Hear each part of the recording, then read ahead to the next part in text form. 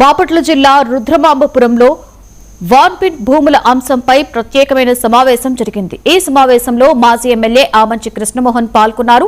తీర ప్రాంత అభివృద్ధి పేరుతో 18 ఏళ్ల క్రితం రైతుల నుండి తక్కువ ధరలకు భూములు తీసుకున్నారని, కానీ ఇప్పటి వరకు ఎలాంటి అభివృద్ధి జరగలేదని ఆరోపించారు. భూములను న్యాయబద్ధంగా కొనుగోలు చేయలేదని మండిపడ్డారు.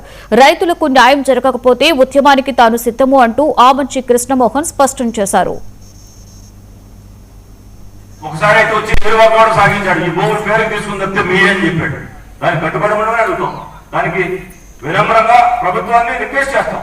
అంతేగాని ఇక్కడ ఉన్న రాజకీయ పార్టీని తక్కువ చేయాలనో మనం ఏదో క్రెడిట్ తీసుకోవాలని చెప్పి నేను ఉన్నటువంటి పార్టీ పెద్ద ఫెమిలియర్గా ఉందా ఈ రోజు కాంగ్రెస్ పార్టీ?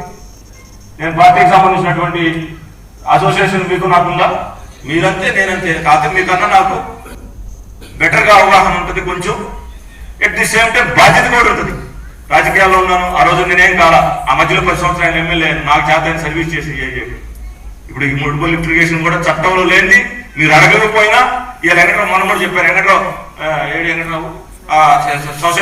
స్కీమ్ ప్రెసిడెంట్ ఉన్నాడు. వెంకటరావు ముందు కొండలు ఇల్లు 7 కొండలు